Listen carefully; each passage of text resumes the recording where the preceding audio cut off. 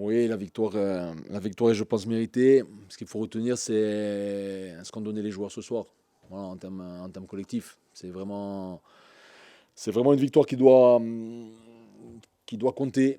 Au-delà de battre le PFC, hein, qui est une très bonne équipe, qui finira en haut, voilà, un club qui travaille bien, mais ce qu'on a montré ce soir, c'est des valeurs qu'il faut garder sur la durée, même si des fois peut-être ça serait un peu plus compliqué, mais on a ça. On a ça, il faut le garder. Les buts, ils ont été beaux, en plus, très bien construits. Ça aussi, c'est une satisfaction supplémentaire d'avoir marqué déjà deux buts, ce qui n'était pas encore arrivé cette saison, et puis aussi bien marqué. Ouais, ouais, bah déjà le premier but, c'est un travail encore collectif à la récupération. On fait un gros pressing et on récupère le ballon haut. Après, Amine fait le travail et Lamine met aussi un super but.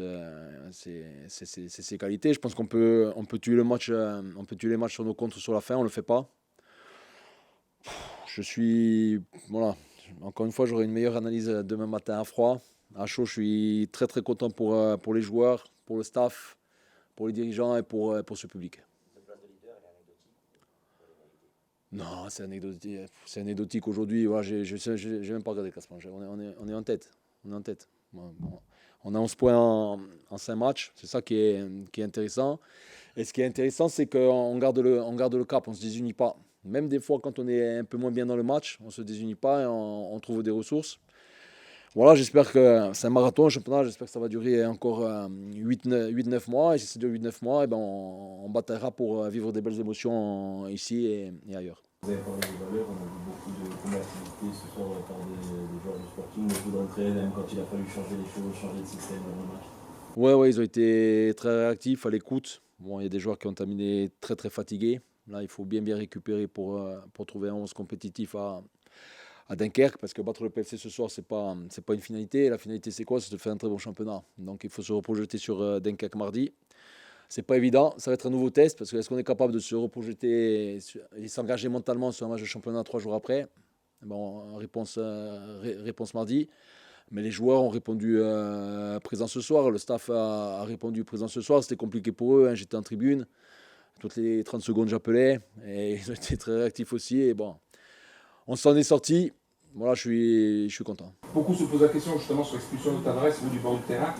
Qu'est-ce que vous allez à dire là-dessus? Je pense que les expulsions sont sévères, les deux. Même celle du PFC, elle est sévère. Maintenant, c'était un match engagé, mais je pense très très correct. Donc, je pense que c'est sévère. Le rouge direct, c'est sévère. Après, moi, je ne dois pas me faire expulser non plus. Je réagis pas bien. Mais voilà, ça fait partie de l'histoire de ce match. Vous avez changé de tactique, justement, avant cette rencontre. Pourquoi? Alors, pourquoi j'ai changé de tactique? Par rapport à. En fait, vous pouvez croire que j'ai voulu plus défendre parce que j'ai rajouté un défenseur, mais en fait, je voulais récupérer le ballon un peu plus haut en prenant la largeur plus tôt. Donc, c'est pour ça que j'ai mis Dylan Tavares qui était censé chercher le latéral droit ou qu'il soit très haut. Et puis j'avais besoin d'autres caractéristiques, notamment athlétiques, sur notre animation offensive. Et j'avais la première mi-temps les 25 premières minutes de Metz en tête, où en regardant la Metz, je savais qu'il fallait se mettre à 5, mais je ne voulais pas me mettre à 5 parce que je n'avais pas fait un match à 5. Et là, j'avais le même sentiment et on avait travaillé toute la semaine sur certaines choses. Et ça a plutôt fonctionné, mais ça a fonctionné parce que les types là, ils s'arrachent. Donc à un moment donné, même quand ça ne fonctionne pas, ben, il y en a un qui récupère le truc. Voilà, c'était la vérité de ce soir, le système à 5. Ça ne sera sûrement pas la vérité de mardi. Voilà, notre système, vous le connaissez. Après, les animations, elles sont différentes, mais ça peut exister à un moment donné qu'on se mette à 5 pour contrer certaines équipes. On a vu des joueurs sortir sur blessure, plus de peur que de mal, vous avez des craintes sur. Alors, Rouen, je ne sais pas. J'ai pas pris l'info. Tom Ducrot, c'est simplement des crampes. Après, non, Amine, c'est de la fatigue. Non, c'est de la fatigue. Il faut que je me renseigne sur Rouen. Voilà, j'espère que c'est pas grand-chose. Vous devez saluer le travail de vos joueurs, mais au-delà, on peut quand même être légitimement surpris de joueurs qui n'ont que très peu joué en Ligue 2, voire jamais en Ligue 2, de produire après 5 journées un match pareil. C'est assez. On travaille pour. Alors maintenant, je me suis engagé à ce qu'on soit meilleur dans 3 mois que maintenant et dans 6 mois que dans 3 mois. Donc, on a intérêt à être très très bon dans 3 mois. Sinon, on va me faire passer pour un menteur. Pardon? Ouais, bon, on travaille pour. Après, on va prendre l'exemple de Zakaris qui a fait un gros match ce soir, qui est arrivé de Dijon pas prêt physiquement. Et là, ce soir, j'ai retrouvé les caractéristiques de Zakaris de l'année dernière. Après, tout le monde est à féliciter, hein. Gustav Akesson, il n'a jamais joué de sa vie en Ligue 2, il a 28 ans. Il vient des divisions inférieures, il a fait de la Nationale 3, de la Nationale 2, du National. Guevara, il a un parcours un peu atypique. Il avait des qualités jeunes parce qu'il faisait partie un peu des espoirs. Il était dans un gros club en Colombie. Et après, à un moment donné, ça a déraillé quand il y a eu le Covid. Il est parti en Espagne jouer en D3, en D4. Enfin, il y a eu une histoire comme ça, mais il est sorti des radars. Et après, il est reparti en Colombie dans son club, là en D2. Il a fait la montée des 2 D1. Et c'est un joueur qui joue en D1, en D1 colombien il y a 3 mois, hein. Et puis, voilà, il confirme match après match. Après, il faut être performant sur la durée. Et il faut rendre hommage aussi aux rentrants ce soir. Parce que rentrer dans un match comme ça, avec une intensité comme ça, c'est vraiment pas évident. On sait que vous insistez vraiment sur la valeur de solidarité. On a vu que pendant le moment où le Sporting a joué à 10 contre 11, c'est-à-dire un quart d'heure, le Sporting non seulement a tenu, a continué à mettre en jeu le Paris FC. Ça vous a impressionné? Ça m'a impressionné. Non, m'a impressionné, oui. Non, pas impressionné, je sais qu'on est capable. Je sais qu'on est capable et on peut rivaliser. Je ne parle pas pour le Sporting, mais voilà, souvent quand j'ai eu une expulsion avec mes équipes, on arrive à batailler même à -1 en créant un peu d'autre chose. Après, ça demande beaucoup d'engagement athlétique.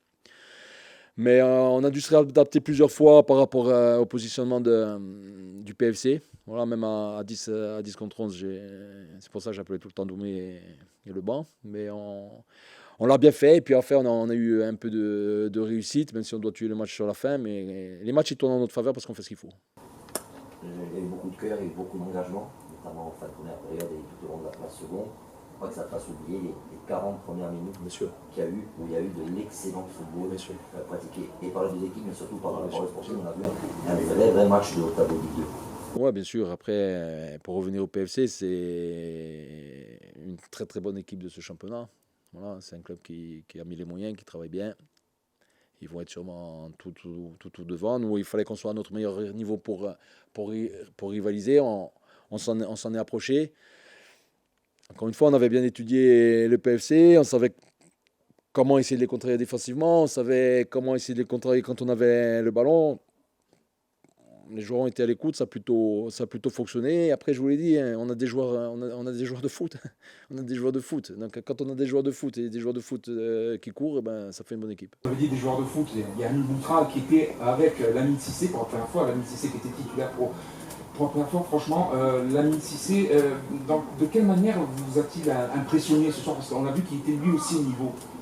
Lamine, il a vraiment des caractéristiques pour être un très bon joueur et pour avancer, pour même évoluer à un moment donné au-dessus. Il faut qu'il grandisse avec nous. C'est un joueur de différence. Il a les 2 pieds, c'est un joueur de rupture. Il est bon dans les 1 contre 1. Et puis il a de la force. Donc il a eu cette petite blessure en début de saison qui l'a mis un peu en retard. Mais voilà, il fait des choses très intéressantes aux entraînements. Maintenant, vous savez, on a construit l'effectif, il y avait Alfarella et Bianchini. Voilà, ils n'y sont plus. Donc aujourd'hui, en gros, on en a 4 pour 3 postes avec des profils différents.